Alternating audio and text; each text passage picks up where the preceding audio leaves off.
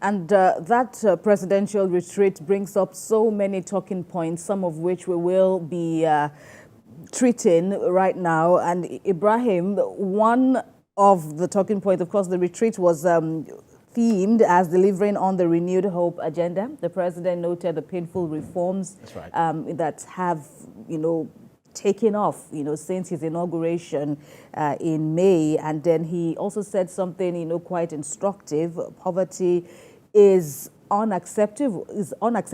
Poverty is not shameful. That's right. But, unacceptable. And, the parting shot that he stressed even before now, and it was also stressed at that meeting, is, serve out your tenure well. Do well or you leave. Right. Make bold innovations, innovate or die, basically. Innovate or leave. Work well with you people around you, the civil servants. And I think it's also, great that permanent secretaries are also there. Permanent secretaries to represent the civil service that will now or are now headed by the ministers, who were appointed by the president. And then there's also the service delivery units that the president also said will now take off to be headed by the former NPA managing director, that's Hadiza Usman. And basically you will, as a minister, you will sign the bond of implementation. And if you don't make the mark, you leave, you'll be sacked. That's a very good one, because I wasn't surprised when I heard him talk. It's been a long time we had a president who would, speak truth of power, even though he's the CNC, but he was able to tell the people that this is what we are going to do. So it's one thing for you to seek for a job for someone, is another thing for the person to get into the job and perform the job, because you can't find job for someone and still expect that I will do the job for you. So, there had been a lot of criticisms about his appointments of ministers, even though he tried to, cut across the entire nation to represent the federal character. So fine, you've made it. No matter who I have chosen to be my ministers and to also be my my aides and anyone who is appointed, then they have to do the job. So it's not left for them to be able to do it. So it's against what we had in previous times, when they would say, you need to sack these people, and then you hear the president say, well, what would their family eat? It's not about what the family will eat. It's not about what Nigerians will eat, what would be the benefit for Nigeria. Because, this is the president when during electioneering, during campaign season, he was saying that Nigeria is in a dire strait. Nigeria is in a dire situation. He didn't, he didn't look at the fact that he is also a member of the ruling party at that time. He was able to say, this is the problem we are facing. So do not pity me, because I know that I'm going to be inheriting, a burden. And that is the same thing he has also reiterated. So the KPI, key performance indicator, is something that is very much important for the ministers and all of the appointees. Whether it's going to be monthly, whether it's going to be quarterly, it has to be, followed through. Some of these people who are in power now, who are having different portfolios, they had at one point in time accused, the government. They have at one point in time criticized the government that, no, they are doing the bad, and now they got a job. So it is time for them to also, act what they've been preaching and show Nigerians that, yes, we really can deliver on this mandate. So the Hope Agenda must come to life, as the president has said. And he also said that, and then again, Nigerians can also, track this, their progress, because he has set them up for Nigeria, for scrutiny. So Nigerians would definitely scrutinize them to the letter. So if they say they are going to do this, we've got the electricity minister. I know it's a burden, it's a big job on, the power minister rather, the finance minister, who also, be here and there in all of the ministries, the agri, labor, digital economy. So it's not left for them to be able to deliver on these mandates. And the president also said to himself that, well, the buck stops on my table. Even though we saw the white among them, the British representative, etc., he said, do not bring foreigners to me.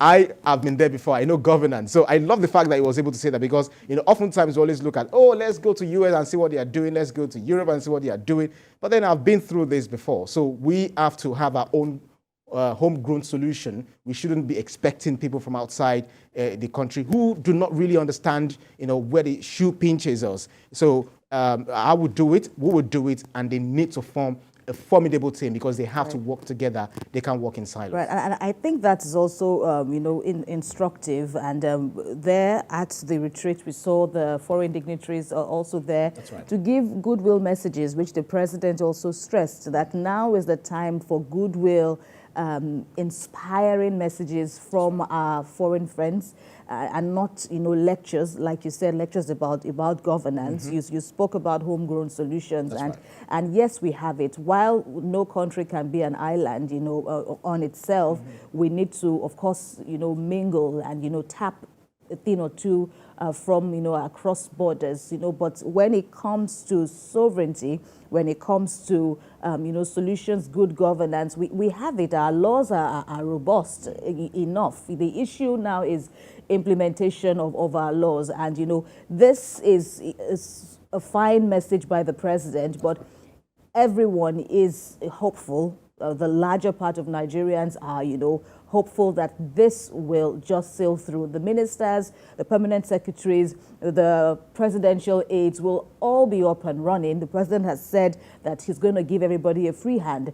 If you see anywhere where I may be out of line, come to me. I have an open door policy.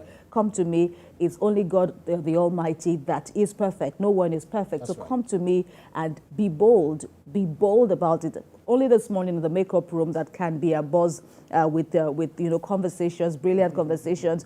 We didn't even know that we'll get to this point, but we were all speaking about innovation, innovate or die, basically. Entrepreneurs are, basically coming up with new ideas, just to make headway. And this is the time where our ministers must also, surround themselves with bright ideas, with bright minds that will, bring up ideas that will indeed bring the needed changes in the polity. The president spoke about corruption, how the polity must be rid of corruption.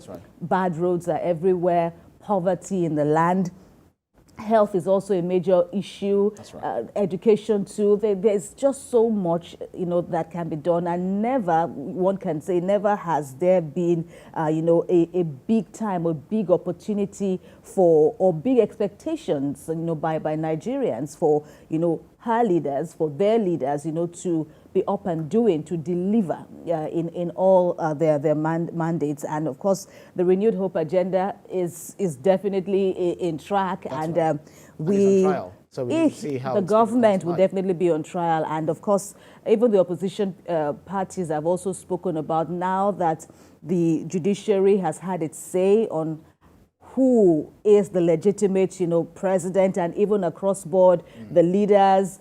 We see how the senators, we are hearing so many news now from the Senate, from the House of Representatives and other, cadres of the legislature, so many upheavals, so to speak, by the judiciary. And now it's time for governance. The legal battles are nearing its end, depending on where you stand from. It's now time for the leaders to lead by example, and we've had our say. Let's just continue to scrutinize the process, and that's what we will continue to do here on the program.